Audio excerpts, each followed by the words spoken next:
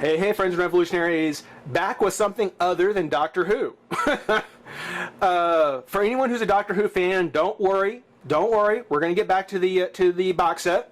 But I learned during my Tron reviews that that's just too much of one subject matter to go for too long. I mean, that was just a lot of Tron to do, and I didn't really break it up with anything, and I just bored everybody. More so, I just bored everybody. So I thought, here's a good chance to kind of break up the Doctor Who thing, and also get a chance to show off a 2-pack from the DC Universe Classics, DCUC, that I've been holding on to for a while, and that is the Power Struggle box set featuring Superman, again, with Parasite, who I do believe was another one of the DC superhero figures that is getting re-released via 2-packs now. I think he actually has been released once before, I believe. I could be wrong. But yeah, one of the drawbacks, as much as I love these 2-packs, one of the drawbacks is that a lot of these characters, because really, I mean, those 2-packs were, there was the Superman and there was the Batman series. So when you're releasing some of the other characters that were in that set, it just happens that Superman or Batman are probably going to have to be the second figure in the line. Same thing was with Clayface. You know, Clayface was from that same series, and we got another Batman in that.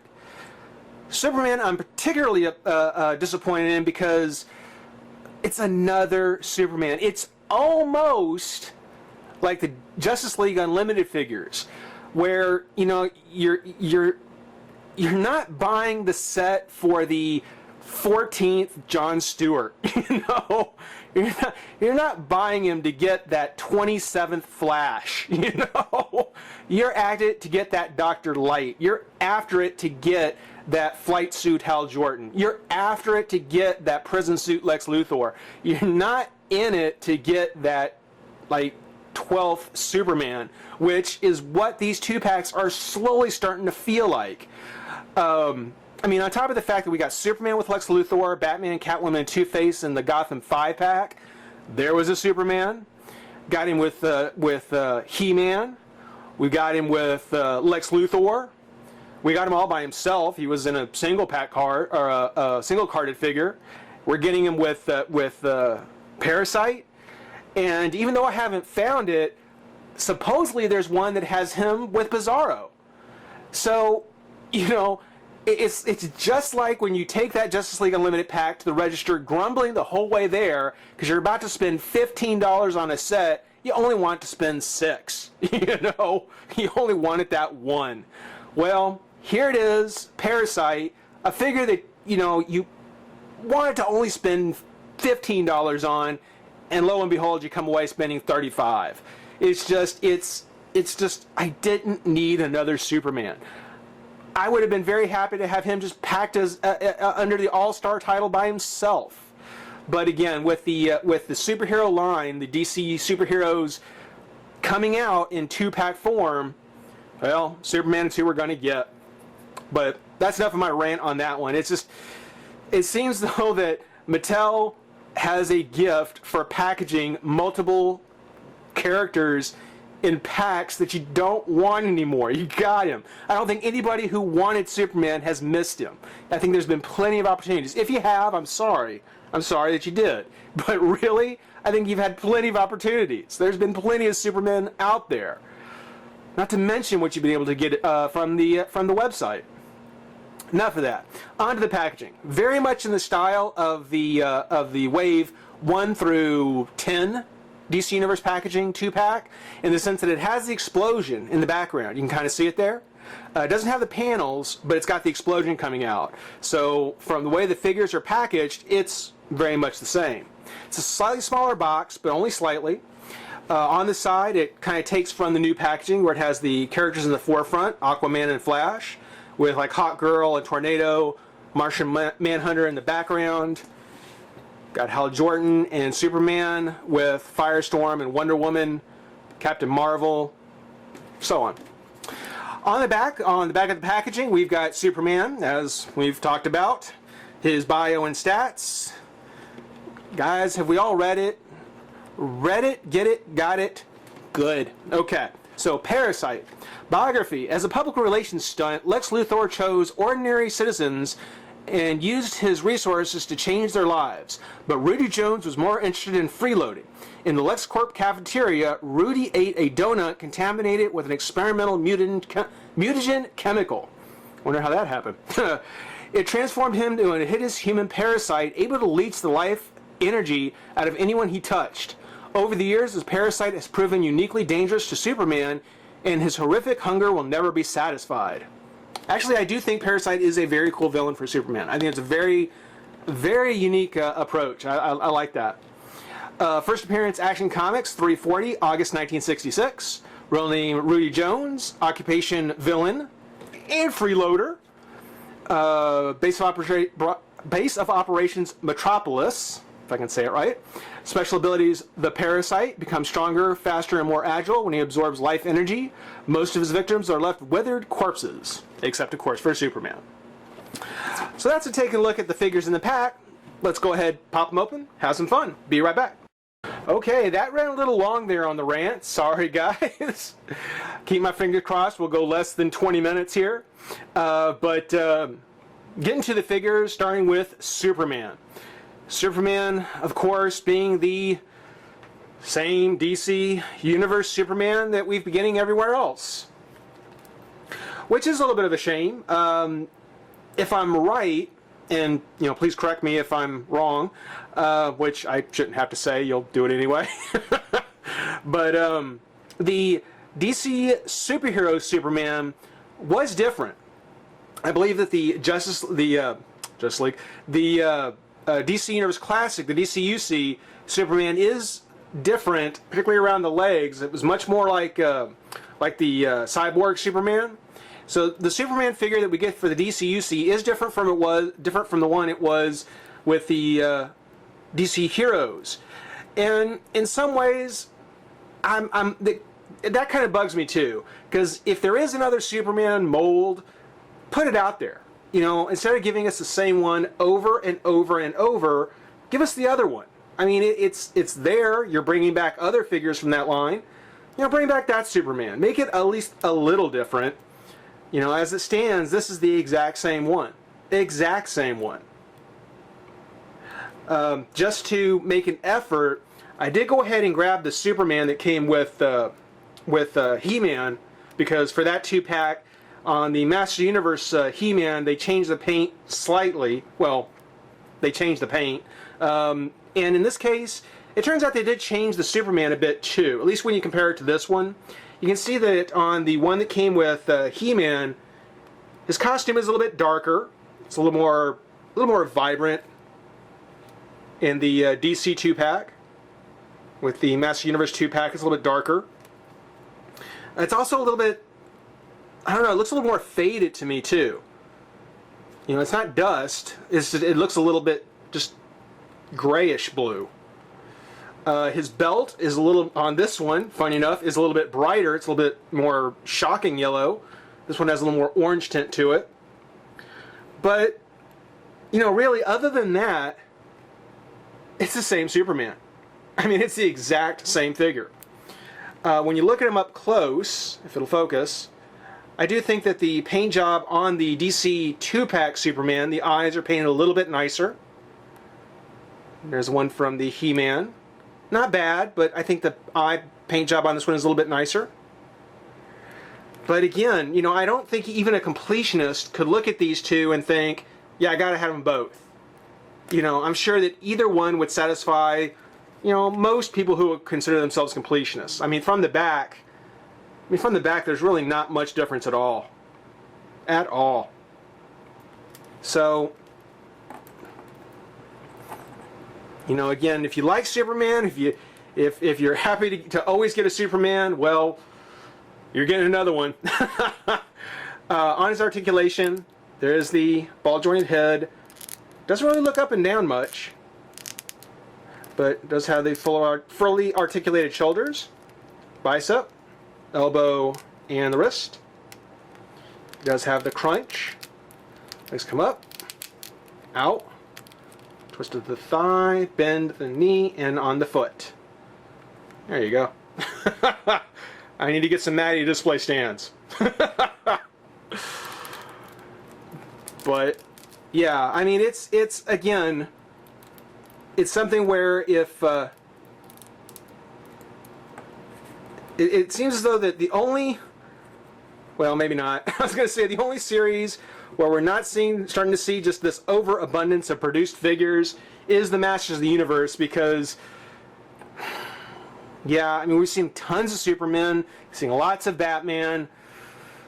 The Hot Girl and Gentleman Ghost. Now that was an interesting choice because those came from the DC Universe Classics series. That was an interesting choice. I'm kind of giving them, want to give them a thumbs up on that. But you know, Superman's not really why you buy this set. And again, you know, to end up spending so much more on the pack when he's not who you're after, it's a little disappointing. But typical Superman, fairly decent Superman. I just noticed on his collar, this looks a little more rounded, a little more uneven. That's more straight across. So, yeah. When you have them side by side, I guess you notice little defects like that, little differences. Does it make worth having both? Not to me. I mean, I do, but not by choice. Stick around. We'll go ahead and move on to Parasite and have some fun with him. Be right back. Well, bless my soul, rock and roll, flying purple people eater, pigeon-toed, undergrown, flying purple people eater. I like short shorts, flying purple people eater. Sure looks strange to me.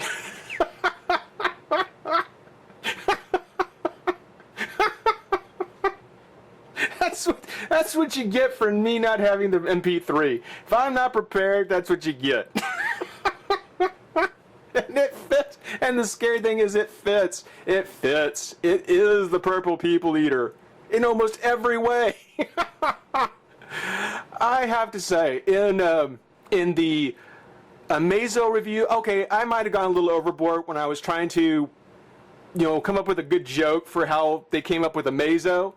But I really think that back in 1966, when they were coming up with the design for Parasite, somebody turned on the radio, and whether consciously or not, they came up with the purple people eater. I mean, really. I mean, come on. They got rid of the horn, and they gave him two eyes, and he's not the flying variety, though I think you could probably sculpt some wings on there if you wanted to. But his story is he absorbs people, and he's purple. And like the verse says, pigeon-toed. So you know, I would challenge anyone from this point forward that every time you see Parasite, try not to think about the purple people eater. I mean, it's one of the things where it's like, it just struck me when I was looking at him. I kind of thought, they took that song. They took that song and made a character out of him. I mean, really. I mean, of course, this is nothing. It's probably nothing like what the song's supposed to be, and I know it's not probably really based on it. But I wouldn't be surprised that again, if at some point, whoever was creating the design for him, at some point that song played. That song played, and it subconsciously had an effect, at the very least. Parasite is very cool. I mean, the flying purple people eater part aside, he is actually very cool. There's a couple of things about his design in general, just the design of the figure, that I guess are okay, but on this figure there's one particular problem which just blows the whole thing out of the water, which is a real shame. First, looking at the paint job on him though, taking a look at his face, I love the face. I love the big red fish lips with kind of the piranha teeth. I mean, that is just such a perfect Parasite. And I always did like this Parasite so much more than the Justice League one. You know, the Justice League one was kind of bland. This Parasite, definitely more menacing, and he just looks cool. I mean, he looks like something that, yeah, he's gonna eat you. I mean, if not just his energy, I mean, he looks like he could open his mouth and swallow your head whole. I mean, really. I mean, this is cool. The paint, now it isn't just a solid purple like we might have seen from, Toy Biz might have just had just a purple body. Instead, of course, Mattel went through and does give it kind of a wash with some black over it, which really brings out, the sculpting on the musculature. Looks really good. I love that.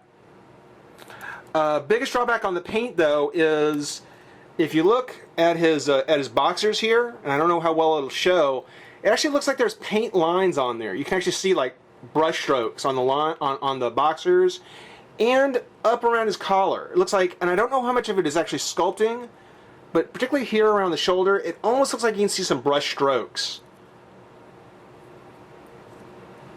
In the back of his boxers, I mean, the DC Comic copyright or trademark aside, you can see it look here on the legs. It doesn't really look as bad on the legs, but definitely on the upper torso from the waist up. Yeah, the pattern on his chest, though very nice. I mean, it doesn't run over anywhere. I mean, it's a very clean job that they did on his wrist. But it looks like it's a little faded, a little bleeded, and there are some paint strokes. So I don't know, maybe it was just coming the end of the paint pan. I don't know. I don't know how they do it, but yeah, that's a little disappointing there. But just minor. Again, that's a minor complaint on the paint. Otherwise, I mean, unless you're looking close, taken as a whole, he's a fantastic looking figure. I mean, he's just awesome. Now, getting to his design, of course, you can see he's got that really, really big upper torso. His abdomen, waist, and legs, not all that unusual, not all that huge in size, but he does have this gigantic upper body, which is just like the way the figure should look. So pretty much a whole original upper torso sculpted for Parasite. I don't think they've ever used this anywhere else. But being that he's kind of like the Hulk with the large upper torso, he's got no neck. So the head on here isn't really going to go up or down at all. It's just going to pretty much twist around. And that's fine. Again, when you have a character's neck is just lost among his muscles, that's what you get. That's typical, totally expected, that's fine. His shoulders do hang way down, of course, because, again, the muscles up here around his neck are so thick. And they're on the typical, ball hinge. Twist of the bicep, elbow, wrist. And that all looks really, really good. The only problem is that the way he sculpted it, he does tend to look up. I mean, it seems to be something where you can always count on Mattel figures to look up. Either the way they're painted or the way they're sculpted, they're looking up. This wouldn't be a problem if his crunch actually worked. And I've heated this thing up, and I've tried to get that crunch to work, and it's just frozen. It is not going to move. So, the whole upper torso, for the most part, is essentially one piece. It does twist. Legs come up and out. Typical DC universe. There's a twist at the thigh, which is hidden by the line here. You know how I love hidden joints. I love that. Knee and foot. But it means that for him to basically get a look like he's actually looking forward, he's going to have to bend at his at the waist, not at his crunch, at his abdomen, mid torso. You can still do some pretty cool poses with him, despite that his crunch doesn't work. It's just you won't be able to get him to stand completely upright, to his full height, and bend forward at the crunch, keeping his legs straight. They're going to have to kind of be bent, and he's going to be kind of crouched over. I don't think it really takes away from the character being who he is, but it's something where it's just a joint that doesn't work. It's a joint that doesn't work, so there's no way of knowing, how good it would have been, or how much he could have done had he had his crunch. I'm happy with him. I think he looks great. If this would have been sculpted as one piece, I wouldn't be even bringing it up if it was sculpted as one piece. But you can clearly see that it's two separate joints, it's two separate pieces, And with all DC Universe classics and the DC superheroes line of figures, that crunch should be there, and it's not, and it's so disappointing. But Parasite, very, very cool. Again, just to get another look at that face. Just looks nasty. Got his fingernails painted. That's a nice touch. I love the veins on his arms. Just really, really cool. Hopefully that's just with mine. Hopefully if you happen to come across this pack and you get a Parasite, hopefully his crunch will work better. You know, I hope the best for you on that one. I don't think we'll ever see Parasite again. You know, I think this is probably one of the few times, or the only other time we'll probably ever get him. But still good. Still a good pack. Definitely recommend it. And yeah, check the description link for a little bit of fun. I just want to thank everybody for watching. Rate, comment, subscribe, join the revolution. We'll see you soon. Bye-bye.